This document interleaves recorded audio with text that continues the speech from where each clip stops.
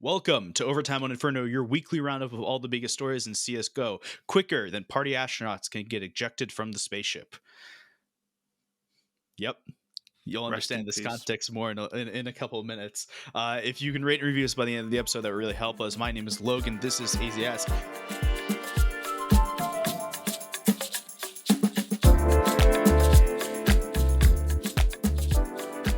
Today we have a special episode for you all.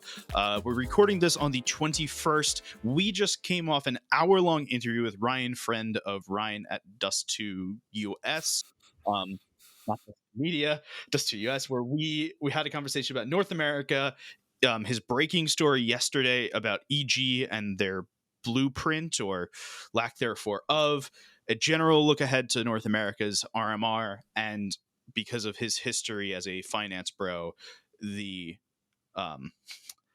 entire fall of heroic saga. That's correct. We'll be back again next week with our OS episode. In preparation for the RMR, that will be recorded on the 22nd, but we'll let you all know about that next Thursday when it comes out.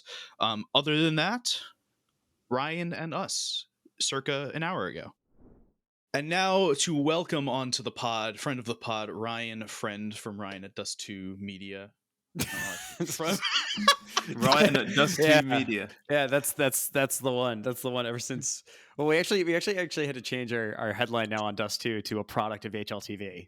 So it's actually now I am just a product of HLTV. I'm no longer at Dust2 Media. It's all that. I've been owned by the Counter-Strike overlords. I think at Dust2 Media is the best thing that you could have been. I think so. So Ryan is here as part of our little series of going into the non-European regions ahead of the RMRs. So Elliot talked with Tea Time and Yumi a couple weeks ago about Asia. We're going to talk about America today, and then depending on when this comes out, we're recording on the 21st of March. Either this will be after the OS episode or before the OS episode. But whichever one it is, no idea. It'll be in one order. We're very organized people. Extremely organized. But let's talk about the news from yesterday. So that was the 20th. And you broke an article saying that EG's has jettisoned the Party Astronauts team. Yeah, basically. I tried to come up with an Among Us reference and I couldn't think of one, and that's the best I got. It's all good. No. Yeah, that's kind of what's happened. I did an hour-long interview with Valens, which it should be coming out actually right after we record this podcast. So I'm going to be releasing the first part of that, to which my beautiful staff helped me transcribe because it was literally an hour. It's so long, but in it we talk a lot about what was the plan, like objectively, and Elliot likes to remind me of this constantly on Twitter. Like the blueprint has failed so far. It really has failed. They got two of the best unsigned rosters in North America in Carpe Diem and Party Astronauts, and Party Astronauts played 25 HLTV games. Like, it's pathetic. It really was bad. And everyone that looks at it sees this as a categorical failure of one of the richest organizations in North America, giving these kids an opportunity. And they just, and it's not on the players, it's on the organization for not knowing what to do or have the foresight and looking ahead at a schedule saying, oh man, it looks like only EG White is going to be playing these online qualifiers that maybe EG Black play, but also CCT and Cash Cups. And like, that was it. So he addressed that a lot, and he explained the reasonings, and he's basically, hindsight's 2020, and it's very clear to see, now it's a failure, but yeah, it'll be interesting. And the whole story with EG White now is that, where do they go from here? From what I understand, they are planning on sticking together, at least in the interim, see what goes on. They can play the Cash Cups again, as their contracts end on April 3rd. So yeah, it'll be interesting to see where that goes. So they're going to do exactly the same thing they were doing while they were signed. For right now, since I can't play in anything else, like there's no other events for them to play. I think they might stick with I think they'll get CCT invites and they'll play Cash Cups. And I would like to see ESEA, ESL just put them into Challenger. Like I think that's how that's how it should work. They should not have to start at advanced. They should not have to start at main. They shouldn't have to start over. They should just go right into Challenger. I went back yesterday to find an old conversation we had in DMs about evil geniuses, where I said something like, you said something along the lines of, "Oh no, the people just don't understand like the plan." And I was like, "I don't think evil geniuses understand the plan." You were like, "No, come on, that's like naive, like that's just lazy." I'm like, "No, I really don't think they do have a plan. Like, I really think." You're like, "No, multi-million businesses wouldn't do this." I'm like, have you worked in a multi-million business? Because I know you have. First of all, I have. I know you know that they completely wing things all the time. They do. No, they blew it. They blew it. And in conversations with them when we were setting this up, it was very frank. And a lot of them, they were explaining like, yeah, we screwed it. We did this from a venture capitalist. Like, everyone comes from traditional sports, and let's apply this like it's traditional sports, and no one understands the esports media. No one understands the esports media landscape, and they just blew it. And that's why, so they had reached out to me, and they were like, yeah, so we figured out that our PR approach sucks. So this is why we're talking to you, and we think that this is how we can make it better. And I was like, yeah, that's a great first step. Like, talking to the media is great. I know that like they would never do podcasts with anyone. You could not get a podcast thing. They had no damage control. Like, when the Stewie thing came out, you might have thought, hey, let's reach out and give an exclusive interview, tell another side of the story. Like, let's handle this thing before it gets out of hand. No. None of that. There was nothing about it other than your article. Like, it was that. It was miserable. So yeah, I mean, Elliot, you were right. The multi-million-dollar organization really sucked and blew it from the beginning. Yeah, but unfortunately, that is a theme of. Yeah, we're going to talk about the other multi-million-dollar organization failing later. Oh yeah, that'll be good. I can talk about that. I use my finance stuff. I will say, evil geniuses do have some damage control because they're constantly reaching out to tournament organizers to stop taking the piss out of them. Allegedly. To be now, I will say, to be fair, I think that if you are a partner organization of ESL Pro League, it is a little insane how much they went ahead and like did chirp them. Like, come on. Don't like, be bad. No. I get it. Listen, I would get it if it was like a few segments, but you have to understand from an evil genius perspective. It's like, guys, are you like, what are you doing? We pay you like millions upon millions to be as part of this league. We're doing all of these things. Mm-hmm. How dare you have your like cast and talent and like everyone from the back end continuously shitting on us if we're paying you to be in this league? Like, I thought it got a little excessive. And listen, cheat points, I've made tweets about it, sure. But I'm not ESL Pro League. And that was like my problem here. And we all know, that's like, kind of Pro League's whole deal though, isn't it? But I don't think that they make fun of other organizations to the same extent when they fuck up. But no, or when they do bad don't things. Fuck up as much, as often, or as hilariously. It's as simple as that, I think. No, again, it's fine. But when you are this partner organization, I'm defending it in the sense of like, yeah, if I'm a company, if I'm paying millions, I don't want, like, it just seems excessive. The question is if you replaced the name Evil Geniuses with Na'Vi or Team Liquid or any other team, would they have done it? And the answer Absolutely is, not. I think they would. You think if Na'Vi, like, if NIP had gone let's say like if G2 had gone 0-6, you don't think they'd have like 0-3, you don't think they'd have taken the piss? But do you think that they would go ahead and take the piss on completely unrelated times at like when G2 isn't even playing and it's in another event, and you would have a talent member going ahead and saying something about how much he hates G2? That's what I'm talking about. Cause like, let's just addressing it very frank. Kassad hates EG. There is very clear there's a thing there. Yeah. And he said he did it on multiple times during a broadcast, and he was like, EG sucks. Rightfully, EG is going to be like, why the hell are we getting shots randomly thrown at us for no other reason? Like, EG won a game, and he was like, I'm so sad. EG won. It's like, what do you do? Like, amazing. I love it. I think it improves the broadcast, honestly. ESL shill. As a bona fide, genuine, legitimate hater, I just like to see representation in the media of people like me, and that is what Kassad is. To paraphrase one of my favorite people in the entire world, Shuffle T. if you don't want people to if you don't want to hear people taking the piss out of you on broadcast for being dog shit, don't be dog shit or don't watch the broadcast. It's as simple as that. If only that was the answer to such complicated issues, I think that we would be able to resolve everything. But that just wasn't the case, and I think that I don't know. I do think that they went a little hard, and obviously I'm an NA fan. Obviously, I will defend NA to the day I die. So obviously, I'm biased in thinking that did they go too hard? Probably, but I don't know. Reasonably, I don't think that you'll ever have another example of another team doing something so poorly and then being the butt of the joke for days and weeks after. North used to get shit while being a top 10 team in the world. Yeah, but you have to understand that you were not to the same in relation extent to North, so we got to make fun of you in relation to that. Well, so exactly. I don't know, man. Listen, they were a bad team. It's like if they just started making fun of ATK for going over and over again.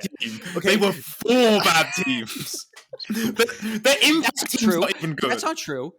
EG White won Fragadelphia. Do not say that they were a bad team because they are the only team that actually won something from Evil Geniuses, which Valens does acknowledge and address in our interview when I was like, how do you not call us an abject failure? And he's like, well, EG White won frag. And I'm like, but which they were barely even allowed to enter. Yeah. EG Gold didn't even make Katowice Impact.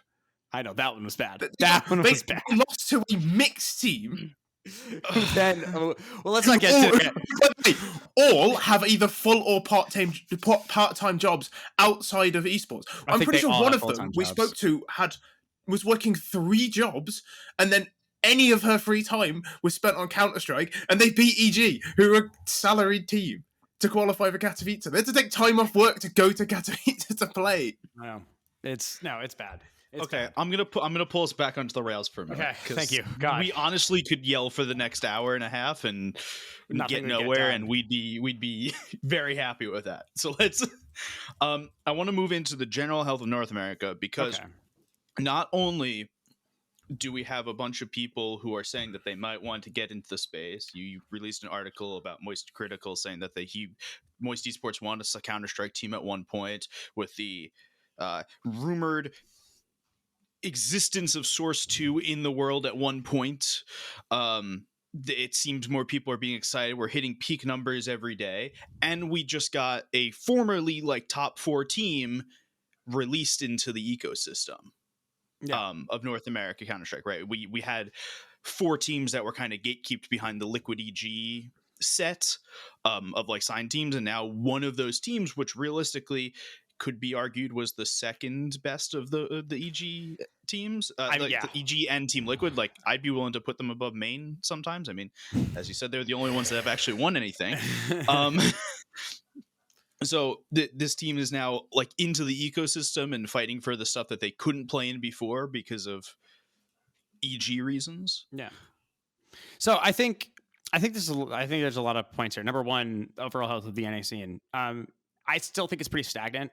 It's not really improving. It's not really so declining, right? You still have evil geniuses who are heavily invested into the scene. They're still willing to give money. They're still holding on to EG Black. They actually fully believe in the development of EG Black. They think that is where they can go next with it. And I think that they have a strong core on EG Black. George is a great prospect to have. Hex, I still believe, is a great prospect to have. He's one of the better players in NA. But I mean, seriously, George is good. George is good. With you there. George is very good. We've been hyping George for a while here. We have. I like George. George fans. I don't think, and with Party Astronauts coming back, I don't expect them to necessarily suddenly get an organization. I don't think there's any organization that's looking at the NAC going, absolutely, yep, this is the one. This is my route in. There has been no real significant investment. If no one has come in and picked up who have been very strong, who qualified for the RMR, who have made those kinds of waves, I don't really think that we're going to see someone jump at Party Astronauts who are going to do nothing for the next 3 or 4 months besides sit on their ass and play cash cups and stream. Just not viable.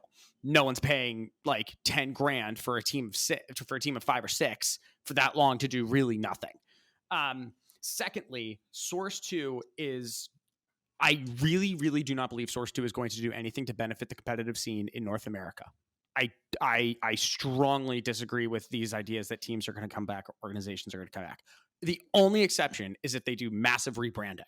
If it's no longer terrorist and counter-terrorist, if it's offense and defense, if somehow there's any other kind of investment that CSGO does with it, like just purely updating it to a new version and a new engine does nothing and translates in no way to the competitive scene at all. Trust me, we are on the anti-hype Source 2 train here. We've spoken at length about the fact of we don't care until something happens. They should rename terrorists and counter-terrorists to Bloods and Crips. That's my take. That may be better for North American advertisers, to be completely honest. I don't know. There Probably are not TV something you want to be shows associated with either. You certainly don't want to pick a side.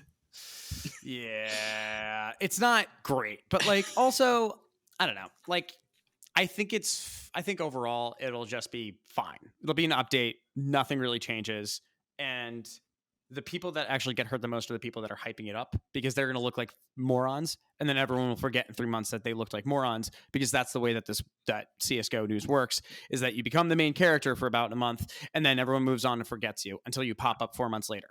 And then Ask Fish how that ends. Yeah, well, for him, he didn't stick with it. No. If you're going to be an idiot, you got to stick. Listen, like me, I've had my run-ins. I've been called out lots of times. You just got to double down on it and just power through, and you do. So. Yeah. Oh, yeah, absolutely. Part of the game is deliberately looking like an idiot, I think. Oh, it has to be. But yeah, I don't know the Source 2 thing. And to me, I'm like, it's an update to the game. Great. They'll probably do it over the summer break. Like, they'll do it now. Give everyone time to adjust over the summer break, and then it'll start. And that's how we're now going to have to go into a history of, post Source 2, pre Source 2, and everyone's going to have an angle of like how different it is or how players play differently. There might be some roster shakeups because of just how players perform on a new engine, but like besides that, I don't see organizations coming in. Okay. Next hit. I want to look at the RMR. Yes. You and I have looked at many an RMR team. I hope Evil Geniuses qualify. Me too. I can't wait to watch my favorite team, Evil Geniuses, at the NA RMR. Sorry, the Americas RMR. The Americas. Do you think they could sign Ur? Do you think, like, wouldn't that be a great play to sign Ur and maybe call them E.G. White?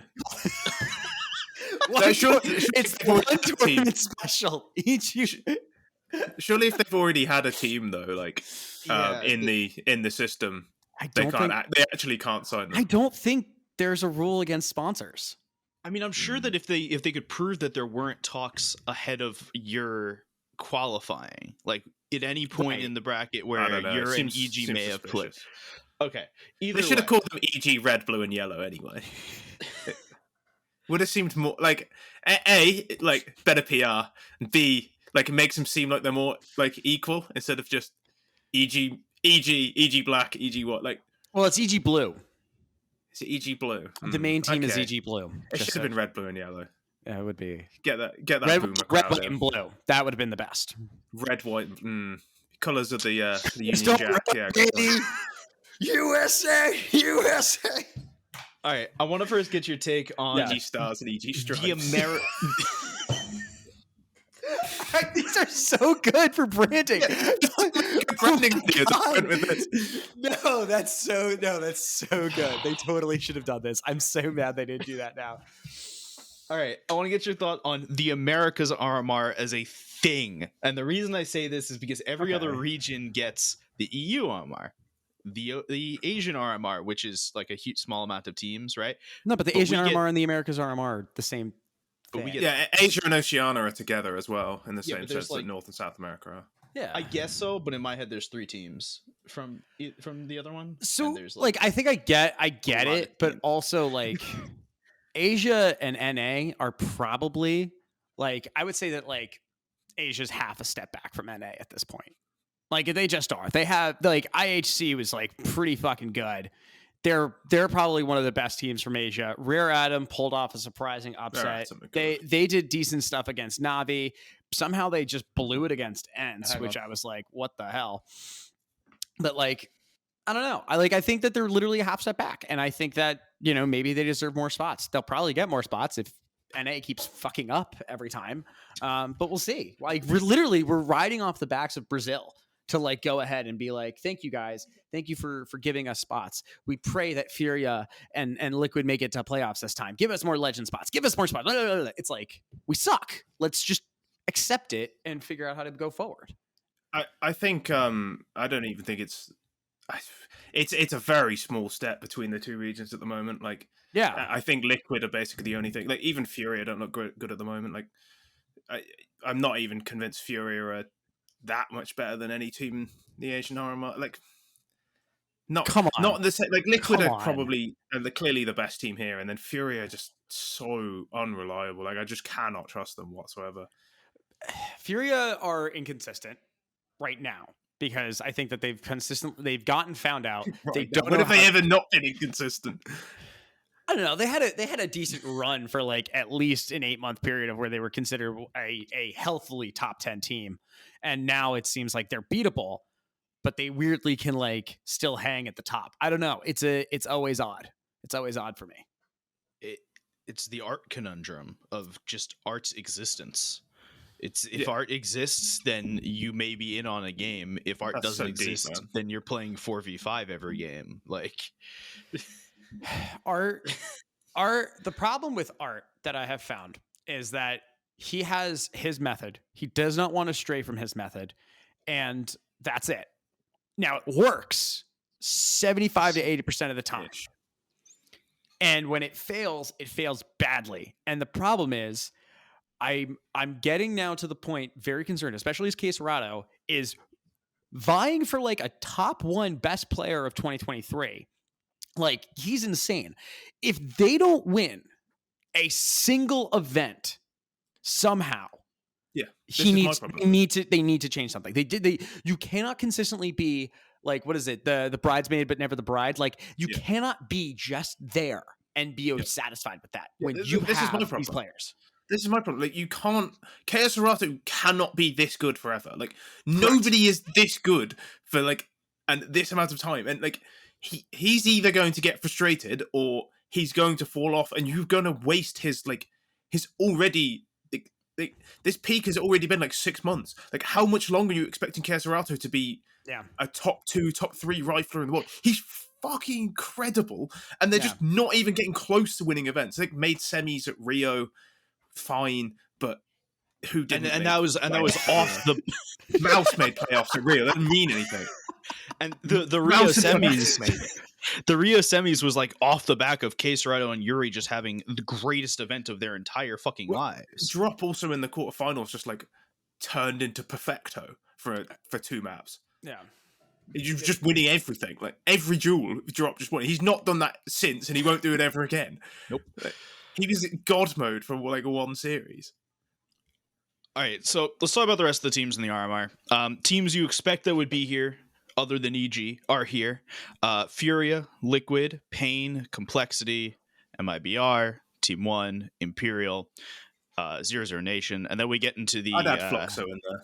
You'd add Fluxo in there? And then we get into the other teams, which I don't think are...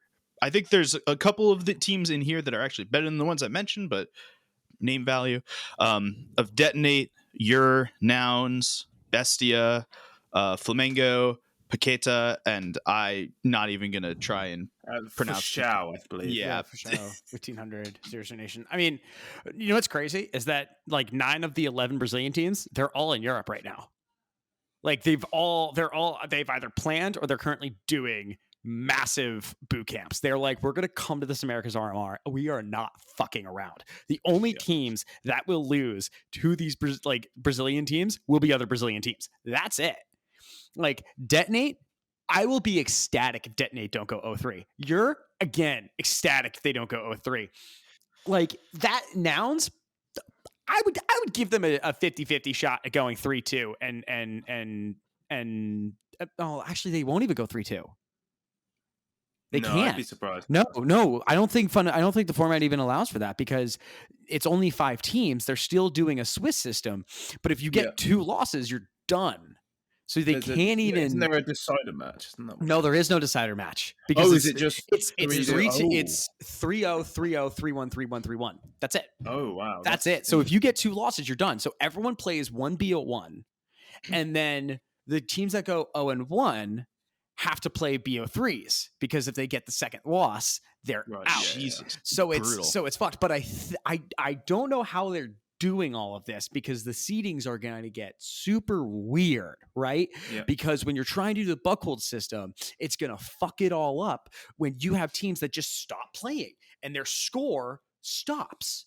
And that affects who's losing or winning. Yeah. And especially then when you're doing 1-1 games. Well, so when you win 1-0, then you go to another best of one. So the 1-0s have to play best of ones again. And then they lose a best of one, but the other teams played a best of 3. So you've played 4 maps against the one. Yeah. It's going to be an incredibly bizarre RMR. And I am not excited to go to Mexico in like 2 weeks. Actually, is it 2 weeks? Holy shit. Yep. Oh God! I go. I'm in Mexico. I actually at this time because we're recording this on a Tuesday. I think my flight is that. I think my flight's on today. I'm going to be flying in. That is nasty. Hell yeah. So, I'd like to go to Mexico though. You and me both, brother. Teams here that we expect to get through. Let's start with tiers. Teams we expect to get through. Teams that could reasonably get through. Teams that would be happy to get a win. And teams that should go 3-0 every single time, unfortunately. So let's start at the top with the teams that are expected to get through. Liquid. Yes. I think we're all on the same page Rio. on that. Complexity. Probably. I would say in current form, yes. Okay. But they're going to lose a game. They will be 3-1. They'll be one of the 3-1. Okay. Furia. 3-0. I put in this category. Well. Furia don't go 3-0. 3-0. Not a chance. 3-0. Furia go 3-0. They might not even make it through. To be honest. So, okay, but here's the thing: either Liquid or Furia have to play. Will most likely play Complexity. Either Furia or Liquid, because if they're the 1 and 2 seeds, they're not playing each other. If they go flawless, they will likely play. Well, so in a beat Furia. Will they be the 1 and 2 seed? Yes, because they were the 2 legends that automatically come in, so they get the top 2 seeds. Is it okay? It doesn't go off Valve bullshit RMR rankings. I would be shocked, even if it does. Then Liquid gets the number 1. I don't think Complexity is. Liquid gets the 1, but Complexity wouldn't they get the 2 recent? I have talked to Valve, and they said that they're gonna shut the fuck up, Siri. Update the Valve rankings at some point. So I'm hoping that it comes out soon, so we know what the hell is happening. But that's that case. Let's just assume either way, the 3 of those teams will likely have to play one of them. There'll be a matchup. There will be some. The answer is the real question is: do we think that Complexity beats Furia, or do we think that Complexity beats Liquid? I think Complexity beats Furia. I think Complexity beats Furia, and I think it's like Liquid beat everyone. Unfortunately, 70-30 that Liquid beat Complexity. Boring. I don't know why, but there's. It's boring. I want somebody else to go 3-0. I want Team 1 to go 3-0. No, Team 1. I want Fluxo to go 3-0. Team 1 won't make it. Fluxo makes it. No, actually, no. Fluxo doesn't make it in my book. Fluxo make it. We're going tier by tier. I think that's it for the absolutely should make it tier. Now we're fighting for 2 spots here. Okay. We have a variety of teams that could be fighting for the 2 spots here. Okay. Your thoughts on Imperial? No. Sorry. Okay, reasonable. No plot armor. No plot armor this time. Kenny S has it now. They will go to they will be in one of the promotion elimination games. They will be like 2-1. They're gonna lose the 2-1 game. Yeah, they're gonna lose to another Brazilian team in a 2-1 game, and it's gonna be like a passing of the torch moment. Yeah. They're going to lose to you've never heard of. No, I hope they lose to 0-0 Nation in the 2-1 game, passing the torch from Fallen to Cold Zera. No, I prefer Fallen to Cold Zero, I'm afraid. I'd rather Fallen wins. Speaking of 0-0 Nation, thoughts, feelings, vibes, etc.? No, without Taco, it's kind of hard. They don't have the full roster. They did fine in Pro League, but I think they got gifted incredibly easy. It's one of the worst groups I've ever seen. Group of stand-ins? Greyhound and 0-0 Nation were like, hi, we're going to play to advance. And it's like, what the fuck do you mean you're playing? Pain played to advance. It was like, what is happening? This is the worst. It was great, but it was you fell into 3 categories in that group. You were either FaZe, you had a stand-in, or you were an Australian team. Those were your only groups. Yeah. And FaZe didn't even win it. Yeah, FaZe didn't win. God, wait, who won it? Who's Vitality? Fours? No. Vitality with a standard. Vitality? Well, they were French, so like, bleh. You know, They're not Yeah, French they're not anymore. anymore, thankfully. They're not anymore, which means that they're going to lose, which I find to be. It means they're going to win, though. No, it means that they're going to lose No, because they only won when they were French. They only won because he had group stage Zymo. Doesn't matter. If like 0-0 Nation Imperial, I don't think make it. I'd take Pain or MIBR, either of them. So let's talk about Pain first. Pain obviously knocked. Oh wait, no, they didn't knock. I'm talking about Team 1. Pain have been in Pro League. They've been not the worst team, but they've been getting international reps. Pain are a strange team because they're one of the more lopsided teams in the region. Their stars, their three-headed beast of Biguzera, Skulls, and Zevi is as good as pretty much any other trio in this RMR. But NACS and Hards Out are not anywhere near as good, and that stops them from ever progressing further. But Skulls is a machine. Biguzera is so reliable. Zevi has some work to do if he wants to be a tier 1 AWPer, but he's very, very good at this level. He's very good. I love Zevi. I think very Zevi's good great. at this level. I think he's great. I so doubted those moves from Pain, and I have like literally been having to eat my words every single time. Like they could cause trouble on the international stage now, which is amazing. Biguzera is so good, man. Like I love Biguzera. He's absurd. He is truly the Brazilian Jam Young. You hadn't heard of Jam Young until Pro League, and now That's you're not like, true. No, this motherfucker's motherfucker's been saying Jam Young on this podcast for like a year and a half. I had to work an Asian event once at like 4 a.m. Horrifying. And I watched Jam Young play, and I was like, "This is my guy. He's so intelligent." Yeah, Jam Young-esque was the new replacement name if Elliot ever didn't get unbanned from Twitter. Bit of a tangent. Dickel, who's now our social media guy, we did a fantasy draft for Group D, and he had 3rd pick. His first pick was Jam Young. He picked 2 other Rare Atom players. After the first game week, he was 2nd in the world in drafted teams because he had 3 Rare Atom players, and they smacked Liquid 2-0. That's so annoying. He finished like 5th in the group, obviously. Of course. MIBR. They should go through, in my opinion. Let's remind people the MIBR roster because it's a little different than if you haven't really been paying attention to the MIBR, which to be fair, I don't blame people for not. Half of MIBR is now half of MIBR this time last year is on Imperial right now, so like can't really blame them. Yeah, so it's Henny, Exit, Turtle, Brazen, and Insaney. Insaney has actually been ridiculous. He's been insaney. Yeah, so I think there's a little bit of he's very inconsistent.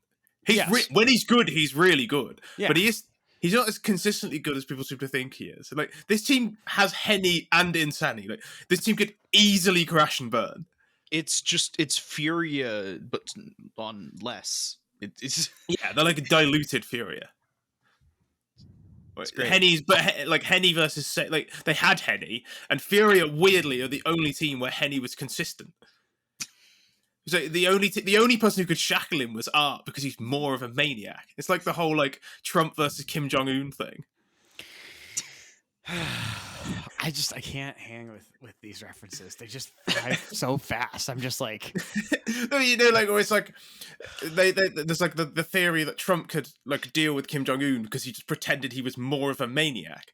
Kim Jong-un was like, oh fucking, I can't deal with this. I'm gonna chill out. That's what Henny did when he was with Art. He's like, oh fuck it, this guy's mental. Oh my God. I'm just gonna sit back here and I'm gonna hold an angle. I can't deal with this.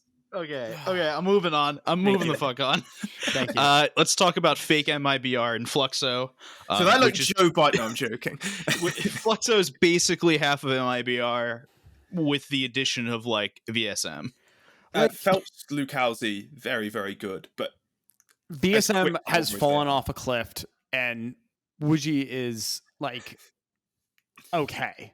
Like it was not really. So it's like it's not great what he's been doing, and like when he was on MIBR and they lost him.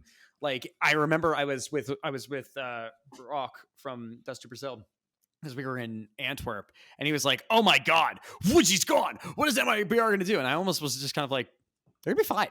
Like it seems Literally totally okay. And in all honesty, MIBR totally fine. Like they were bad for a little while. They were, because they didn't have anyone that was calling, and it was Cello. And then Cello was like, I want to go play with Fallen. This is the worst thing that you could do to me in MIBR. And now MIBR, honestly, like I put them on par with like Fluxo, or give them the advantage. Like out of 10 games, MIBR win 7. Yeah, but Phelps and Luke Halsey, like either one of them can just take over and win a game on their own. Yeah. But then like Woody can also take over and lose a game on his own. He's not a good AWPer. But he's a good in-game leader, but he's not a good AWPer. And that's what I love about him. Oh, okay. Our continuous PSA to stop op IGLing. No. I'm pro AWP IGLing. No, you need to get the fuck out of this, man. Okay. Like, the two greatest players of all time were both AWP in-game leaders. MSL and Fallen. All right, I have so much stress when you talk. Like I don't know what it is, but it's like you say these things, and what happens is that like my chest starts to feel really heavy. All right. And I'm just like I want to like almost throw up sometimes. I don't know what that feeling is called. Like it's two AWP in-game leaders have won a major. It's been a long. And Opping IGL has also lost the major, so. Yeah, well, how many non-AWPing in-game leaders have lost a major? I'm just saying, an Opping IGL lost the major. Listen, don't refute my point. It stands on its own. You're only as good as your last major, and the last major was won by an AWPing in-game leader. And the last one was also lost by an Opping in-game leader. So, 50-50. Cadian. Oh, yeah, I suppose. Yeah, we got the best team in the world have an AWPing in-game leader, and the current major winners. And the best team of all time, Luminosity Gaming. / DreamHack 2018 North. By the way, speaking of Luminosity for like half a second, last week I couldn't remember what the fuck the other team was. It was Luminosity that Fallen and crew won with, and there was a fantastic photo that our editor grabbed out of the video of both Elliot and I with just the most confused faces for a second, and it's now my Discord profile picture everywhere, and I needed to bring that up while Luminosity. Yeah, it just says visible confusion. It's just visible confusion. Team 1, team that kicked EG out of the RMR. Yeah, they're fine. I don't expect. I don't ceiling, but their floor is so low. That's the problem. Is that like they're constantly in and out. I know that they're just coming back from a boot camp in Poland. That Peacemaker was like, I'm going to. Part of my condition upon joining Team 1 is that we're doing a European boot camp, and then Team 1 was like, yeah, sure. Hell yeah. And so they did it.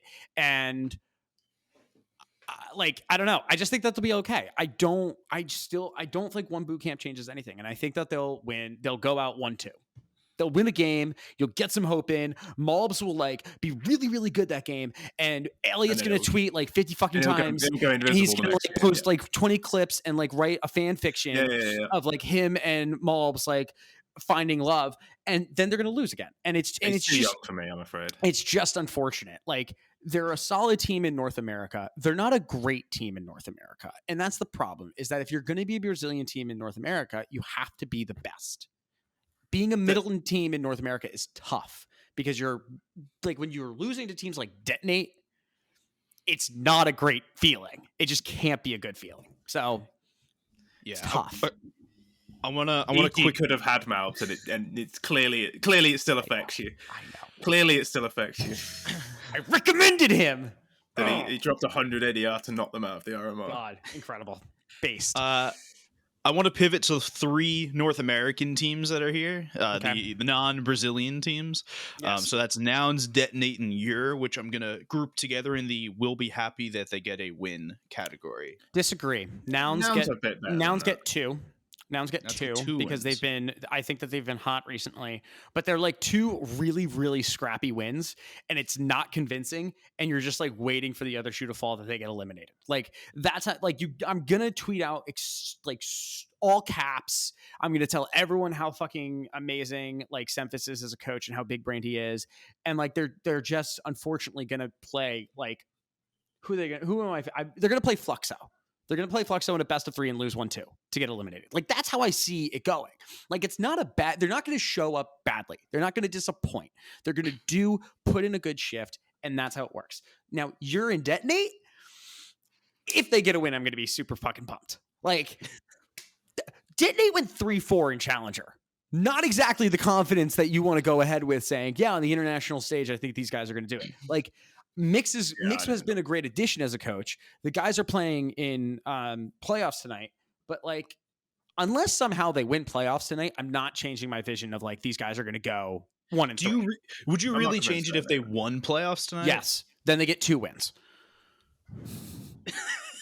The thing is, I can't. The only teams that from North America that I'm like absolutely are going through is Complexity and Liquid. Complexity is eighth in the world, undisputed eighth in the world, with full factual extremely disputed eighth in the world, extremely factual eighth in the world. There's no context, and HLT's ranking is always perfect and never wrong. Eighth in the world. I would just like to remind you that the NA or the Americas had an extra spot at the Rio Major than they do now, and Complexity didn't make it. I know.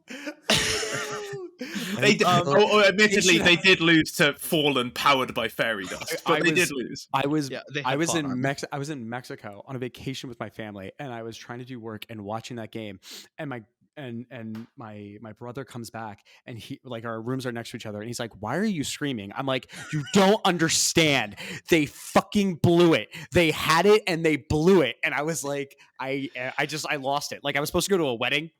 I like showed up. I just got bombed. I was like, this is the most miserable day of my life at like someone else's best moment of their life. So that really says a lot about you. It does. Yeah. Do you have anything specific you want to talk about with your? No, other than the fact that like it's a mixed match. It's a mismatch of players that would go 5-2 in ECL.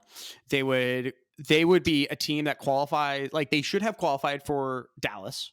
Genuinely, I think that like they are an upset caliber team that could have qualified for Dallas over Nouns, and I think that they'll do very, very well in North America. On the international stage, I don't think they have the cohesion. I don't think that they have the experience. I think that they're going to get there. They're going to feel scared and flustered. I do not think that this is a team that we could genuinely reasonably expect to get more than one win. And I say that with just the most like harshness that I can. Obviously, I hope they go through. Obviously, I hope every American team goes through because I'm biased as shit. But like when you have to look at it critically, like it's going to be a big real test for them. And they should, I don't know what the status is for Challenger or Advanced or whatever, but like, I hope that they get like a good spot and they can play around. Like, I think it's a good team that can reasonably cause upsets in the NA scene. I just don't think that they have the international experience yet to cause much damage. Okay. And now the probably will never make it through category, of which I'm just lumping the bottom 4 teams into. I think Bestia are a bit better than that. You think Bestia are a bit better? You want to talk about Bestia? Go for it. Like, they were Isurus before, and Isurus were not terrible. They're not great. No. They're not terrible. Whereas, like, you look at the 5 players on Paquetá, like, I think it's Paquetá. Like, don't get me wrong, it's great to see that Yell is still playing and still trying, but it's not going to happen, is it? And you look at Flamengo, and it's like they've got Showtime on there. This just is this Flamengo just the LG roster from after LG? It's like the most cursed LG roster of all time. Yeah, it's what it is. Fushchow, I've never heard of them, but you know they might actually be okay because I've never actually heard of any of their players. So they might be good. I've not seen any of them play.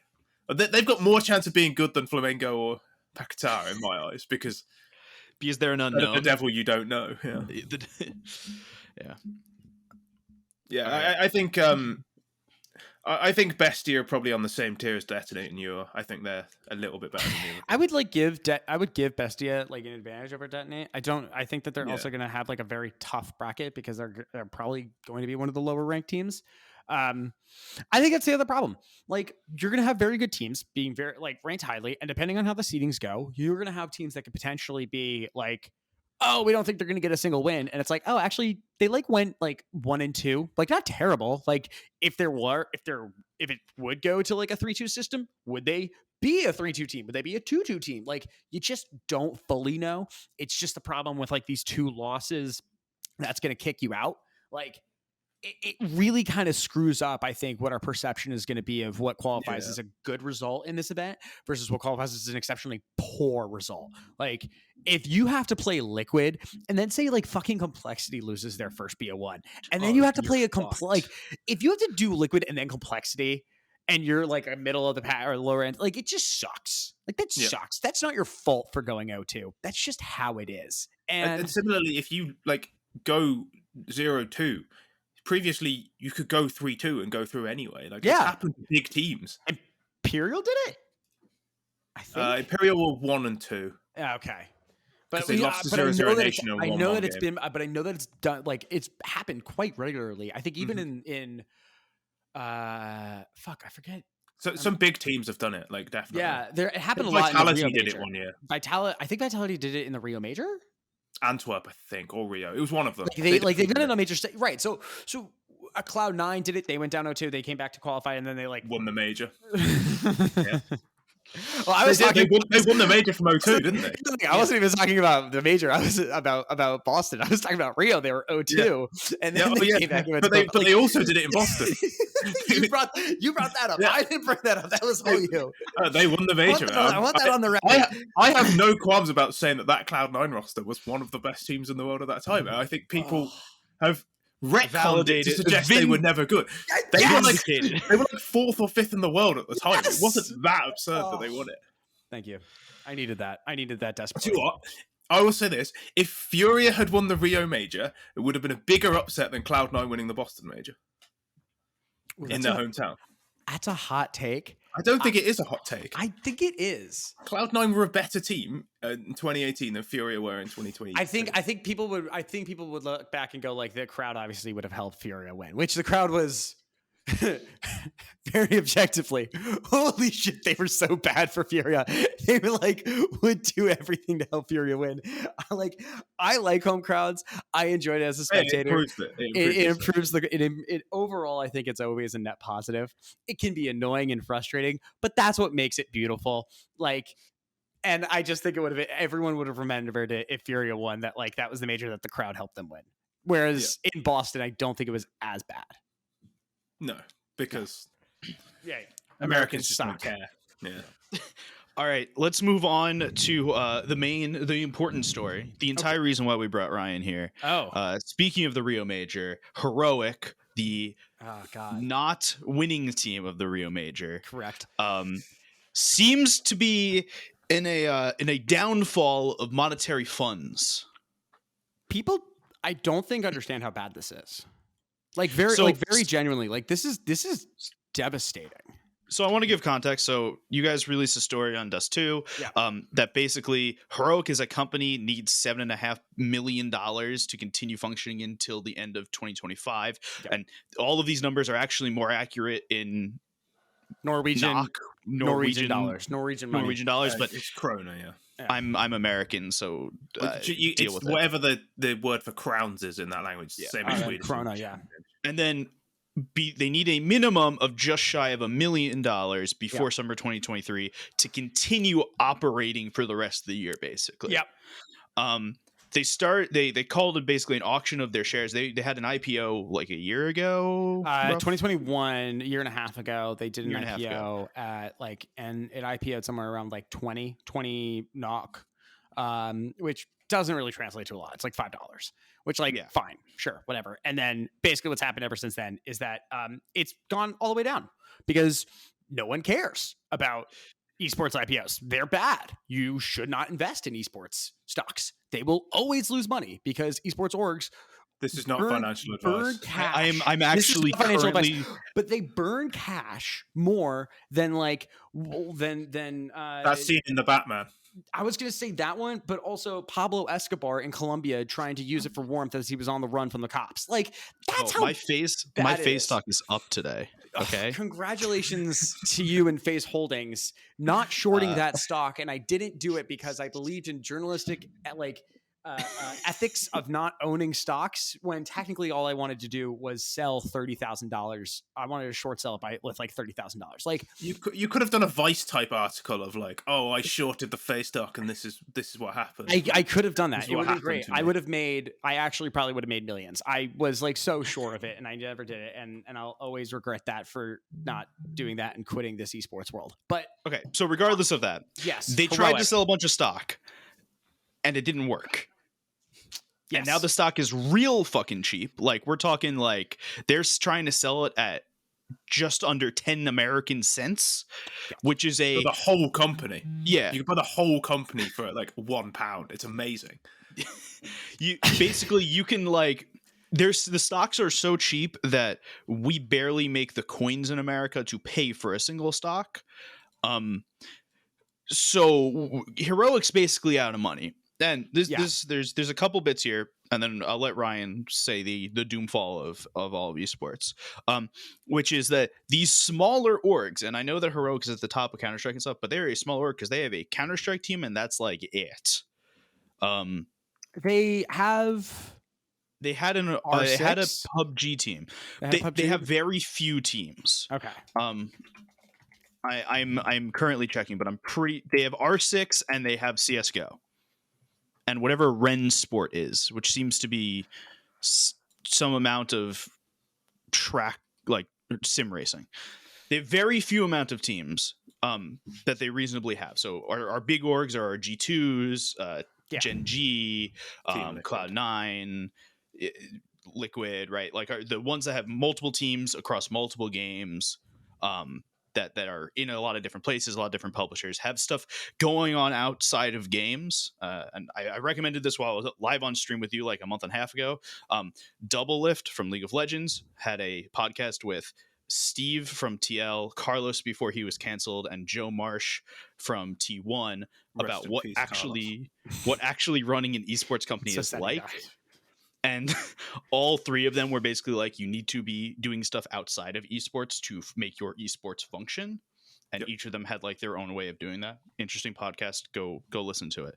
But these smaller orgs that don't have that like thing outside of esports, so your Heroics, basically anyone that doesn't have a Dota team or a League team, like kind of falls into this category. And so these are the teams that are at risk of perhaps going under without this widespread ecosystem. Finance bro Ryan. So it's not so much diversifying in lots of esports teams that is going to help. Sometimes that can actually be a detriment, right? Because you have to make sure that they're profitable. First off, their CSGO division is one of the best in terms of branding, right? You have some of the best players in the world. You're making top tournament finals, you're doing all of these things. You need to translate that into sponsorships and you have to build that off of there. So what I see the bigger problem is that Heroic seem to have gone ahead and tripled down on their social and like letting everyone know who they are, which has worked tremendously, right? They're a huge brand on socials, but translating that now into sponsorships has proven to be a little bit difficult. Like I haven't exactly seen many lucrative deals being placed towards them. And the backing is also difficult because it's like a YouTuber owns them. And they said that they raised like $15 million back in like 2021 when they acquired Heroic. But the question is, where is that money gone to? And you look at the burn rates. So as I stated in my article that we had, they filed preliminary reports on the public page. It's like NOTC, which is where you're able to find all this information. And they said that they saw a preliminary loss of $2.3 million over their total groups, because like their OPEX was something insane. It was like really, really high. The revenue, like having that $2.3 million gap between your OPEX and that's huge, especially for an organization that's not as big as like Heroic. Like I'm really struggling to figure out where they're getting this like 2.3 million issue. What it looks like is they're trying to sell a lot of stock because they're expanding into the Blast slot and the Pro League slot. The Pro League slot has cost a ton of money, like way more money than they had. which is now causing even more problems because they still have payments left to make on it. They're trying to amortize those payments out for the next several years when they should have been finished making those payments by next year. And they're trying to fundraise that money by selling more stock. So what they've continued to do over and over and over again is they're diluting their stock options. They're trying to raise more by selling another 8 million options or something insane. And it's like, all of that value goes down because when you dilute the options, it becomes more worthless and no one really wants it anymore. It's like you have one apple that's $5. Now all of a sudden there's an entire orchard and it's like, I'm not buying the apple for $5 anymore. That's a piece of garbage. I can just go pick one off of any old tree for 10 cents. What is happening now? And what's happened over the last week is that on the 13th, they called an extraordinary meeting saying, hey guys, please come buy our stock. We need you to go do that because we need $1 million. If we don't get $1 million, we're not making it to like July or August. It's just not happening. And then they held the meeting yesterday, and late last night at about like midnight their time or something, they released an update and they were like, so looks like no one wanted to buy our stock at 2 NOK. So now it's 1 NOK and please buy it. And like they've called another extraordinary meeting for the 27th. So it's going to be like this 2-week period of where they're trying to figure out how much money they can raise and what they're going to do. This is for them to go out and say, we're not making it to the summer unless you give us $1 million, unless we get this money. That is dire. I cannot remember the last time that I have seen a public esports organization go out and say, we will not make it if you do not give us this money. That our operations require us to have this much money. Nuts. Just fundamentally nuts. And I don't think people understand how dire this situation is. I do wonder if FunPlus Phoenix will come back in for the team because they tried to buy them before. Like, they're genuinely, like, they probably get them at a cut price now. Like, FPX has a little bit more financial security because they do have the Rito buff of like having revenue sharing within Valorant and Valorant and League. So they have Rito buff of like generally orgs that compete in Riot esports are a little bit more cash. They have cash flow. They have a little bit more cash flow than other orgs. Yeah. I won't say that they are cash positive, but they definitely have a little bit more cash flow because of the way that the leagues are franchised and stuff. Something I just checked and looked at is Heroic has a partners page, and if you go to TL or if you go to FaZe or stuff, and you think about like all the logos and shit you see on their jerseys and that kind of stuff, and like for a fact that Team Liquid has a big deal with Honda and a big deal with Alienware, and a big deal with a bunch of other people that I could like start naming. FaZe obviously had like the G Fuel logo like tattooed onto their chest for years and years and years before, right? They've had these like big partners. The biggest partnership that Heroic has is with Red Bull, and Red Bull's on like half of esports team jerseys and can't be that much. And then Extrafy, who's on half of esports team. It feels like Heroic is like your basic, I'm going to start an esport company, so let's find the 3 sponsors that are on every single jersey, and it's boom, Zowie, Red Bull, Extrafy, and past that point, it's a little rough. I think it's an issue with being in Denmark. I think a lot of Danish teams have the same problem. Like North had problems, like having cash flow. Astralis tried to sell their LEC spot because they just don't make money. Like Heroic are not making money. And we've seen Tricks as well shut down in the last year. I think whatever it is about either advertising to a Danish audience or Danish law, or the fact that Denmark is a small country, like it's really good in Counter-Strike, but if Astralis are really popular amongst Danish people, but there's like 5 million of them. Yeah, and that's the if you're an advertiser, you're obviously going to go to Liquid, aren't you? Like Astralis has the Danish market, and I think Heroic knows this, and they're trying to advertise to a more European market, right? It's why all their socials are in English. Like same with Astralis, but it's like they're heavily angling towards talking in English. They're heavily angling trying to get this more European like audience here, and it's just it's an issue for this company that looks like they have all of the runway to be self-sustaining, and they are not. And that I think is the biggest problem that these guys are going to have. And it's going to be a biggest issue for the next like few weeks. Like we're going to look at this and we're going to just track it, and they're going to keep going. We need this money. We need this money. We need this money. But it doesn't matter because gotta take a phone call.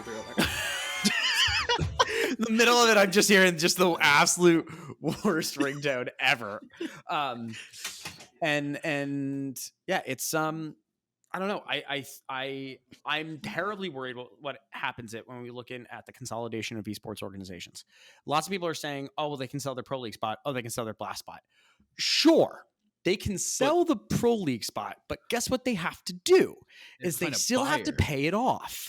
Well, they also have to find a buyer for a pro league spot. And the question is, what orgs are in a position that want a pro league spot and are able to get one? There's literally only one org I can think of that may be in a position, and it's questionable. It's Spirit. They're the only org that's like decent enough to be in a pro league spot and that would actively want a pro league spot, but I don't think they have the funds to go out and get a pro league spot. No, I don't think they have the funds.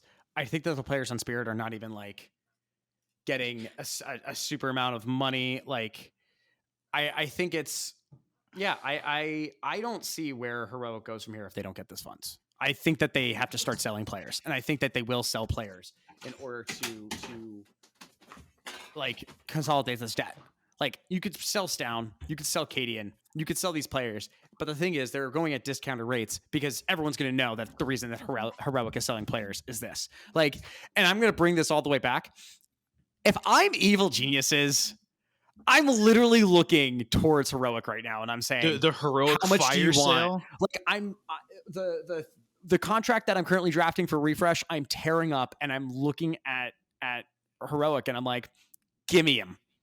Just give it to me. Give me, I want one of yours. Give him to me. Like, if there is one thing that EG has, it may not be esports smart, but it may be money. They have so much goddamn money. They are not going to fail. They are not in danger of failing. Same thing with Complexity and same thing with Liquid. They're all in strong positions financially. I'll say I watched something recently with Valens on it and with Messioso, and Messioso basically said that the reason Complexity chose to stay in NA is because it made more sense for their brand and for their sponsors. And after what I've just said about Heroic not being able to find sponsors, they might take one Danish player, but they're certainly not going to sign a roster of Danish players. No, they're not going to sign the roster. Realistically, I don't see Heroic splitting up though. I don't know if they'll have a choice. That's the other thing. You don't know if they'll have a choice, right? Because if I'm a Heroic player and if I'm looking at the current market, I'm saying, who's going to give me the best contract if my company goes under? TSM. No. TSM. Actually, and I want to dispel this right now. I don't think TSM isn't, because they fired the guy that was leading the CSGO project for the sponsors. They fired him and he's gone. So I don't think TSM is going to be expanding, because the one guy that was like, we want to go do this project, we're doing it all. He's talking in the Discord. He's doing all this. He was VP of operations. And from what I know, he was really, really running the esports side. Gone. So I mean, not only was he gone, they made this announcement before the FTX collapse, and they lost a ton of money from that too. So much money. They counted on that thing. They legally changed their company name to TSM FTX. It's the funniest thing ever. It's so great. It's incredible. It's like getting a tattoo of a partner's name and then breaking up. It's so bad. I think the funniest part of it all was when, I think this was the time that they couldn't change the name because of Elon Musk. It was so good. They had it stuck for like a week. Oh. Yeah, it was TSM FTX for like a week after FTX was like, they were going after SBF or whatever. He was like getting arrested, and TSM just sitting there. Hi, yes, we're TSM, no longer FTX. I know it says that above, but don't worry about that bit. All right. Thank you, Ryan, for joining us and talking with us about the North American RMR. For everyone else, regularly scheduled content begins next week, unless the OS episode either out or will be out, and we'll be back for RMRs normally. See y'all. All right, perfect.